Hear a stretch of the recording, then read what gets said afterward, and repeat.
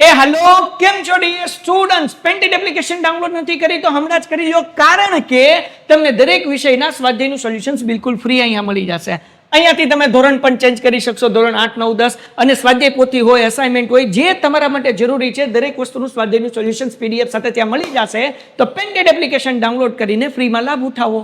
નમસ્કાર વિદ્યાર્થી મિત્રો, સ્વાગત છે તમારું તમારી પ્રિય યુટ્યુબ ચેનલ પેન્ટેડ સાથીમાં। મિત્રો આજે આપણે ધોરણ 9 સામાજિક વિજ્ઞાનના પ્રકરણ 8 ભારતના રાજ્ય બંધારણનું ઘડતર અને લક્ષણના સ્વાધ્યાયના પ્રશ્નો અને તેના ઉત્તર જોઈશું। પ્રશ્ન 1, નીચેના પ્રશ્નોના ટૂંકમાં જવાબ આપો। 1, ભારતના આમુખમાં કયા આદર્શો જણાવવામાં આવ્યા છે? જવાબ: સામાજિક, આર્થિક અને રાજકીય વિચાર, અભિવ્યક્તિ, માન્યતા, સાર્વભૌમ, સમાજવાદી અને પ્રજાસત્તાક, ધર્મ અને ઉપાસનાની સ્વતંત્રતા, દરજ્જા અને તકની પ્રાપ્ત થાય તેમ કરવાનો, તેઓ સર્વમાં વ્યક્તિનું ગૌરવની સ્થાપના, એકતા અને અખંડતા સુદૃઢ કરે તેવી ભાવના। 2, સાર્વત્રિક પુખ્તવય મતાધિકાર કોને કહેવાય છે? જવાબ: ભારતમાં બંધારણમાં 18 વર્ષની ઉંમરના તમામ નાગરિકોને કોઈપણ જાતિ, ધર્મ, શિક્ષણ, આવક, કોમ કે જન્મગત સ્થાન જેવા કે કોઈપણ જાતના ભેદભાવ મુક્ત રીતે દરેક નાગરિકને સમાન અધિકાર આપવો તેને સાર્વત્રિક પુખ્તવય મતાધિકાર કહે છે। 3, ભારતીય બંધારણ સમવાયી છે? ચર્ચો। જવાબ: રાષ્ટ્રના હિતમાં સર્વોપરી બંધારણને ગણ્યું છે। ગ્રાન્ટ સ્વરૂપે આર્થિક સહાય સંઘ સરકાર રાજ્ય સરકારને સોંપે છે। ભારતને રાજ્યના સંઘ તરીકે બંધારણનો ઉલ્લેખ કર્યો છે। રાજ્ય અને કેન્દ્ર વચ્ચે નાણાકીય સાધનોની વહેંચણી કરવામાં આવી છે। કટોકટીના સમયે દેશનું બંધારણ એકતંત્રી બની શકાય તેવી જોગવાઈ કરવામાં આવી છે। સંઘ સરકારને વિશેષ અને ચડિયાતી સત્તાઓ સોંપવામાં આવી છે। રાજ્ય સરકાર કરતા કાયદામાં 3 યાદીઓમાંથી કોઈ પણ ન આવે તો કાયદા ઘડવાની શેષ સત્તા માત્ર સંઘ સરકારને સોંપવામાં આવી છે। 4, સંસદીય પદ્ધતિની સરકારના લક્ષણો જણાવો। જવાબ: સંસદીય પદ્ધતિની સરકારના લક્ષણો નીચે મુજબ છે। લોકશાહીમાં લોકસભામાં સાચી સત્તા સ્થાપિત થયેલી છે। સંસદના 2 ગૃહો છે, ઉપલું ગૃહ રાજ્યસભા અને નીચલું ગૃહ લોકસભા। કેન્દ્રમાં રાષ્ટ્રપતિના નામે તથા રાજ્યમાં રાજ્યપાલના નામે વહીવટ ચાલતો હોવા છતાં કેન્દ્રમાં વડાપ્રધાનની આગેવાની હેઠળનું પ્રધાનમંડળ અને રાજ્યમાં મુખ્ય પ્રધાન વડપણ હેઠળનું પ્રધાનમંડળ જ વહીવટ અને કારોબારી સત્તા ભોગવે છે। લોકસભા અને કાયમી ગૃહ નથી, તેની મુદ્દત 5 વર્ષની હોય છે। રાજ્યસભામાં વિવિધ ક્ષેત્રના નિષ્ણાત અને અનુભવી 12 વ્યક્તિઓની સભા તરીકેની પસંદગી રાષ્ટ્રપતિ કરે છે। રાજ્યસભા એ કાયમી ગૃહ છે, તેનો 13 સભ્યો દર 2 વર્ષે નિવૃત્ત થાય છે। રાજ્યસભાનો સભ્ય 6 વર્ષ સુધી સભ્યપદ ધરાવે છે। રાજ્યસભાનું સંપૂર્ણપણે વિસર્જન થતું નથી। 5, એકીકૃત ન્યાયતંત્ર એટલે શું? જવાબ: બંધારણીય જોગવાઈ અનુસાર ભારતમાં સ્વતંત્ર, નિરપેક્ષ અને એકસૂત્રી ન્યાયતંત્રની સ્થાપના કરી છે। ટોચ સર્વોચ્ચ અદાલત પછી મધ્યમ એટલે કે રાજ્ય કક્ષાએ વડી અદાલતો અને નીચે જિલ્લા કક્ષાની અને તાબાની અદાલતો વિશેષ અદાલતો હોય છે। ન્યાયતંત્ર કારોબારી સ્વતંત્ર છે। બંધારણના રક્ષક અને વાલી તરીકે ન્યાયતંત્ર નાગરિકોના અધિકારોનું રક્ષણ કરે છે। 6, બંધારણમાં સુધારાની જોગવાઈ સ્પષ્ટ કરો। જવાબ: બંધારણમાં ફેરફારની કલમોને 3 ભાગમાં વહેંચવામાં આવી છે। અમુક જોગવાઈઓમાં સંસદ હાજર અને મત આપતા સભ્યોની યાદી બહુમતીથી સુધારો કરી શકાય છે। અમુક જોગવાઈઓમાં સંસદના બંને ગૃહોની કુલ સભ્ય સંખ્યાની બહુમતી અને હાજર તેમજ મત આપતા સભ્યોની 2/3 સ્પષ્ટ બહુમતીથી ફેરફાર થઈ શકે છે। બંધારણના અમુક ભાગમાં સુધારો કરવા માટે સંસદના બંને ગૃહોની કુલ સંખ્યાની બહુમતી તેમજ હાજર અને મત આપતા સભ્યોની 2/3 બહુમતી ઉપરાંત અડધા કરતાં વધુ ઘટકે રાજ્યોની વિધાનસભા ગૃહોની મંજૂરી જરૂરી છે। 7, સામાજિક અને આર્થિક સમાનતા વિના રાજકીય સમાનતા અધૂરી છે। જવાબ: ભારત સરકારે આ ધ્યેયને સ્વીકારવા માટે સામાજિક કલ્યાણ સાધવાનો નિર્ણય કર્યો। દેશી પ્રજાનું જીવન ધોરણ ઊંચું લાવી પ્રદેશમાં આર્થિક સમાનતા સાધવા ભારત સરકારે અનેક યોજનાઓ અમલમાં મૂકી છે। પ્રશ્ન 2, નીચેના વિધાનો સમજાવો। 1, આમુખ ભારતીય બંધારણનો અર્ક છે? જવાબ: આમુખમાંથી અનેક વસ્તુઓ જાણવા મળે છે, જેમ કે કયા પ્રકારની મુશ્કેલીઓ નિવારવા માટેના કાયદા ઘડવામાં આવી રહ્યા છે। આમુખે કાયદાના ઘડતરમાં અને તેને સમજવા માટે તેનું માર્ગદર્શન બને છે। કાયદો ઘડવા પાછળ સંસદ કે ધારાસભાનો હેતુ શું છે તે જાણવા માટે પણ આમુખ મદદગાર છે। આથી સમગ્ર બંધારણનું હાર્દ રજૂ કરે છે, તેથી ભારતીય બંધારણનો અર્ક મનાય છે। 2, આમુખ એ બંધારણના ઘડવૈયાઓના માનસને સમજવાની ચાવી છે? જવાબ: બંધારણથી ઘણા મૂળભૂત હેતુઓ અને મુશ્કેલીઓનું નિવારણનો કાયદો ઘડાયેલો છે। મહાન આદર્શો, ઉદ્દેશો અને સિદ્ધાંતો આમુખમાં દર્શાવાયા છે। આમુખના હેતુઓ દ્વારા ભારતમાં કલ્યાણ રાજ સ્થાપવાની ઉચ્ચ ભાવના અને આદર્શને સિદ્ધ કરવા માંગે છે। 3. આમુખે હોકાયંત્રની ગરજ સારે છે. જવાબ: આમુખે હોકાયંત્રની ગરજ સારે છે કારણ કે કાયદાની કોઈ કલમ અને અસ્પષ્ટતા હોય ત્યારે કાયદાનો હેતુ સ્પષ્ટ ન થયો હોય ત્યારે આમુખના કાયદાનું માર્ગદર્શન લેવામાં આવે છે. તે સમજવાની ગુરુરત ચાવી છે તેમ મનાય છે. 4. ભારતના બંધારણમાં સમવાયી અને એકતંત્રીની બંનેની સમન્વય છે. જવાબ: રાજ્યની સરકાર અને સંઘ સરકાર આમ બે પ્રકારની સરકારો છે. સંઘ સરકારને રાજ્ય સરકાર કરતાં વિશેષ અને ચડિયાતી સત્તાઓ સોંપવામાં આવી છે. બંને સરકારો વચ્ચે કાર્યોની સ્પષ્ટ વહેંચણી કરવામાં આવે છે. કોઈ રાજ્યમાં કે દેશમાં બંધારણીય કટોકટીની પરિસ્થિતિ સર્જાય ત્યારે બધી સત્તા કેન્દ્ર સરકાર અને રાષ્ટ્ર પ્રમુખને સોંપવામાં આવી છે. આ સમયે ભારતનું બંધારણ એકતંત્રી બને છે. આમ ભારતના બંધારણમાં સમવાયી અને એકતંત્રી સરકાર એમ બંનેના સમન્વય છે. 5. ભારત એ બિન સાંપ્રદાયિક દેશ છે. જવાબ: ભારત સરકાર ધાર્મિક બાબતોમાં તટસ્થ અને નિરપક્ષ છે. દરેક લોકોને પોતાની પસંદગીનો ધર્મ પાળવાની છૂટ છે. દરેક નાગરિકોને ધાર્મિક સ્વતંત્રતા મૂળભૂત હક આપવામાં આવે છે. રાજ્યના ઘણા ધર્મોને સન્માન ગણે છે. કોઈ પણ ધર્મને કારણે ઉચ્ચ નીચ નથી. આમ કહી શકાય કે ભારત બિન સાંપ્રદાયિક દેશ છે. 6. ભારત એ લોકશાહી પ્રજાસત્તાક દેશ છે.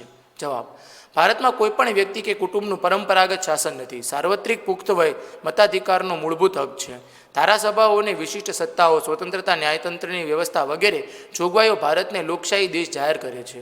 ભારતના રાષ્ટ્રપ્રમુખનો હોદ્દો વંશ પરંપરાગત નથી. ભારતની પ્રજા ચૂંટણી દ્વારા કોઈપણ સરકારને પદભ્રષ્ટ કરી શકે છે. 7. ભારત એક અખંડ અને અવિભાજ્ય રંગ રાજ્ય છે. જવાબ: કેન્દ્રના એકમ રાજ્યો કેન્દ્રમાંથી સ્વતંત્ર થવાનો અધિકાર ધરાવતા નથી. ભારતમાં રાષ્ટ્રીય રાજધાની પ્રદેશ દિલ્હી સહિત કુલ 7 કેન્દ્રશાસિત પ્રદેશો અને કુલ 29 રાજ્યો છે. ભારતના બંધારણને રાજ્યનો સંઘ તરીકે દર્શાવવામાં આવ્યો છે. 8. ભારતનું બંધારણ વિશ્વનું સૌથી વિગતવાર અને વિસ્તૃત લેખિત દસ્તાવેજ છે. જવાબ: બંધારણમાં સંઘ અને રાજ્યની શાસન વ્યવસ્થા, નાગરિક મૂળભૂત હકો અને ફરજો છે. લઘુમતીઓ, પછાત વર્ગો અને જાતિઓ, આંતરસંબંધ, રાજનીતિ, માર્ગદર્શન સિદ્ધાંત વગેરે સમાવેશ થાય છે. બંધારણમાં કુલ 22 ભાગ છે. તેમાં 12 અનુસૂચિ અને 461 અનુચ્છેદો છે. હેલો, કેમ છો dear students? Painted application download નથી કરી તો હમણાં જ કરી લો, કારણ કે તમને દરેક વિષયના સ્વાધ્યાયનું સોલ્યુશન્સ બિલકુલ ફ્રી અહીંયા મળી જશે. અહીંયાથી તમે ધોરણ પણ ચેન્જ કરી શકશો, ધોરણ 8, 9, 10 અને સ્વાધ્યાય પોથી હોય, અસાઇનમેન્ટ હોય, જે તમારા માટે જરૂરી છે દરેક વસ્તુનું સ્વાધ્યાયનું સોલ્યુશન્સ PDF સાથે ત્યાં મળી જશે. તો પેન્ટેડ એપ્લિકેશન ડાઉનલોડ કરીને ફ્રીમાં લાભ ઉઠાવો. પ્રશ્ન 3. નીચેના પારિભાષિક શબ્દો સમજાવો. 1. બેવડું નાગરિકત્વ. જવાબ: શાસન વ્યવસ્થામાં સમવાપતંત્રી નાગરિકો બેવડું નાગરિકત્વ ધરાવે છે. 2 પ્રકારનું નાગરિકત્વ એટલે કે બેવડું નાગરિકત્વ. સમવાપતંત્રી USA છે. ત્યાં દરેક નાગરિકનું બેવડું નાગરિકત્વ ધરાવે છે. 2. સંસદીય પદ્ધતિ. જવાબ: USA પ્રમુખ પદ્ધતિની લોકશાહી છે. સંસદીય પદ્ધતિ એટલે કે શાસન પદ્ધતિમાં સંસદ લોકો દ્વારા ચૂંટાયેલા પ્રતિનિધિઓની બનેલી સંસદ. ભારતમાં સંસદીય પદ્ધતિ લોકશાહી છે. 3. જવાબદાર સરકાર. જવાબ: સમગ્ર મંત્રીમંડળ તેના કાર્ય માટે લોકસત્તાને સંયુક્ત રીતે જવાબદાર ગણે છે. તેથી સંસદીય સરકાર જવાબદાર સરકાર કહેવાય છે. આત્મવિશ્વાસનો ઠરાવ સમગ્ર મંત્રીમંડળ સામેનો ગણાય છે. આવું બને ત્યારે મંત્રીમંડળને રાજીનામું પણ આપવું પડે છે. 4. કેન્દ્ર યાદી. જવાબ: સંઘ યાદીમાં કુલ 97 જેટલા વિષયોનો સમાવેશ થાય છે, જેમાં કાયદો ઘડવાની સંપૂર્ણ સત્તા સંસદ ધરાવે છે. અણુશક્તિ, વીમો, તાર, ટપાલ, રેલવે જેવા રાષ્ટ્રીય મહત્વ ધરાવતા ક્ષેત્રમાં કેન્દ્ર સર્વોપરી સત્તા ધરાવે છે. 5. રાજ્ય યાદી, જેમાં 66 વિષયોનો સમાવેશ થાય છે, જેમના પર કાયદો ઘડવાની સંપૂર્ણ સત્તા રાજ્યોની ધારાસભાઓ ધરાવે છે. કાયદો અને વ્યવસ્થા, કૃષિ, સિંચાઈ, ભૂમિ, વેપાર, વાણિજ્ય વિષયક સેવાઓનો સમાવેશ થાય છે. 6. સંયુક્ત યાદી. જવાબ: સંયુક્ત યાદીમાં 47 જેટલા વિષયોનો સમાવેશ કરવામાં આવે છે, જેમના પર કાયદો ઘડવાની સત્તા કેન્દ્ર અને રાજ્ય બંને ધરાવે છે. સમવાપતંત્રમાં કેન્દ્રને યાદીમાં પણ વિશેષતા સત્તાઓ આપી છે. 7. શેષ સત્તા. જવાબ: જે વિષયનો કેન્દ્ર અને રાજ્ય વચ્ચે સત્તાની સ્પષ્ટ વહેંચણી ન થઈ હોય તે વિષયનો સમાવેશ શેષ સત્તાઓમાં કરવામાં આવ્યો છે. તેથી રાજ્યોને કેન્દ્ર પાસેથી ગ્રાન્ટ સ્વરૂપે આર્થિક સહાયનો આધાર રાખવો પડે છે. 8. સમાજવાદ. જવાબ: ભારતમાં 1976માં કટોકટી શાસન દરમિયાન બંધારણના 42માં સુધારા દ્વારા આમુખમાં સમાજવાદી શબ્દ ઉમેરવામાં આવ્યો છે. ભારતીય બંધારણની મોટાભાગની જોગવાઈઓ પ્રત્યક્ષ કે પરોક્ષ રૂપે સામાજિક ક્રાંતિ દ્વારા સામાજિક અને આર્થિક સમાનતા સાધીને કલ્યાણ રાજ સ્થાપવાનો મૂળ ઉદ્દેશ છે. 9. લોકશાહી. જવાબ: ભારતના બંધારણમાં ભારતના લોકોને આખરી સાર્વભૌમ સત્તા સોંપવામાં આવી છે. લોકશાહી શબ્દ મૂળ ગ્રીક શબ્દ ડેમોસ અને ક્રેટોસમાંથી ઉતરી આવ્યું છે. 10. અદાલતી સમીક્ષા. જવાબ: સંસદે કે ધારાસભાઓએ ઘડેલા કાયદાઓ અને બહાર પાડેલા આદેશો, ચુકાદાઓ અને બંધારણીય સુધારાઓ સમીક્ષા કરવાની સત્તા અદાલતને સોંપવામાં આવી છે. અદાલત સમીક્ષા બંધારણનું વિશિષ્ટ લક્ષણ છે. પ્રશ્ન 4. નીચે આપેલા વિકલ્પોમાંથી યોગ્ય વિકલ્પ પસંદ કરી જવાબ લખો. 1. બંધારણ ઘડતરનું કાર્ય ક્યારે પૂર્ણ થયું? જવાબ બી. ઈસવીસન 1949. 2. કેન્દ્ર યાદીમાં કેટલા વિષયો સમાવિષ્ટ છે? જવાબ સી. 97. 3. ભારતીય બંધારણ સભાના અધ્યક્ષનું નામ આપો. જવાબ બી. ડૉક્ટર રાજેન્દ્ર પ્રસાદ. 4. ભારતનું બંધારણ ક્યારે અમલમાં આવ્યું છે? જવાબ બી. 26 જાન્યુઆરી 1950. 5. બંધારણ સભામાં કુલ કેટલા સભ્યો હતા? જવાબ એ. 389. 6. ભારત પ્રજાસત્તાક રાજ્ય છે કારણ કે બી. તે લોકશાહી રાજ્ય છે. પ્રશ્ન 5. પ્રશ્ન 1. બંધારણમાં વિશિષ્ટ લક્ષણો પૈકી દ્વિગૃહી સંસદીય પદ્ધતિ, સમવાયી એકતંત્રી વ્યવસ્થા, એકીકૃત અને સ્વતંત્ર ન્યાયતંત્ર, બંધારણમાં સુધારો, અદાલતી સમીક્ષા પર સવિસ્તાર લખો. જવાબ: દ્વિગ્રહી સંસદીય પદ્ધતિ. સંસદના બે ગૃહો છે, ઉપલું ગૃહ રાજ્યસભા અને નીચલું ગૃહ લોકસભા. લોકસભા એ કાયમી ગૃહ નથી, તેની મુદત 5 વર્ષની છે. રાજ્યસભા એ કાયમી ગૃહ છે, તેના 13 સભ્યો દર 2 વર્ષે નિવૃત્ત થાય છે. રાજ્યસભાઓના સભ્યો 6 વર્ષ સુધી સભ્યપદ ધરાવે છે. સમવાયી. સંઘ સરકારને રાજ્ય સરકાર કરતાં વિશેષ અને ચડિયાતી સત્તાઓ સોંપવામાં આવી છે. દેશના નાગરિકોને માત્ર નાગરિકત્વ સોંપવામાં આવ્યું છે. બંને સરકારોને સમાન કાર્યો અને સત્તાઓની વહેંચણી કરવામાં આવી છે. એકીકૃત અને સ્વતંત્ર ન્યાયતંત્ર. કેન્દ્રમાં સર્વોચ્ચ અદાલતનું સ્થાન સૌથી ઊંચું છે. ત્યારબાદ વડી અદાલતો, જિલ્લા અદાલતો અને તાલુકા અદાલતોનું સ્થાન છે. સર્વોચ્ચ અદાલત દેશની બધી જ અદાલતોનું ધ્યાન અને માર્ગદર્શન આપે છે. બંધારણમાં સુધારો. અમુક જોગવાઈઓમાં સંસદના બંને ગૃહોની કુલ સભ્ય સંખ્યાની બહુમતી અને જાહેર અને હાજર તેમજ મત આપતા સભ્યોને 23 સ્પષ્ટ બહુમતી ફેરફાર થઈ શકે છે. સંસદના હાજર અને મત આપતા સભ્યોની યાદી બહુમતી સુધારો કરી શકાય. બંધારણના અમુક ભાગમાં સુધારો કરવા માટે સંસદના બંને ગૃહોની કુલ સંખ્યા 23 બહુમતી ઉપરાંત અડધા કરતાં વધુ રાજ્યોની વિધાનસભા ગૃહોની જરૂર છે. અદાલતની સમીક્ષા. સંસદની સત્તાઓને અવગણ્યા વગર અદાલતની સમીક્ષા વિશેના સિદ્ધાંતો વચ્ચે એક સુમેળ સ્થાપવાનો પ્રયાસ બંધારણ કર્યો છે. મિત્રો, અહીં આપણો સ્વાધ્યાય એ પૂર્ણ થાય છે. તમે હજુ સુધી પેન્ટેડ સાથી સાથે જોડાયા ન હો તો આજે જ પેન્ટેડ સાથીને સબસ્ક્રાઇબ કરો. હવે આપણે મળીશું એક નવા પાઠના પ્રશ્નો અને તેના ઉત્તરો સાથે. હેલો, કેમ છો dear students? Painted application download નથી કરી તો હમણાં જ કરી લો, કારણ કે તમને દરેક વિષયના સ્વાધ્યાયનું સોલ્યુશન્સ બિલકુલ ફ્રી અહીંયા મળી જશે. અહીંયાથી તમે ધોરણ પણ ચેન્જ કરી શકશો, ધોરણ 8, 9, 10 અને સ્વાધ્યાય પોથી હોય, અસાઇનમેન્ટ હોય, જે તમારા માટે જરૂરી છે દરેક વસ્તુનું સ્વાધ્યાયનું સોલ્યુશન્સ PDF સાથે ત્યાં મળી જશે.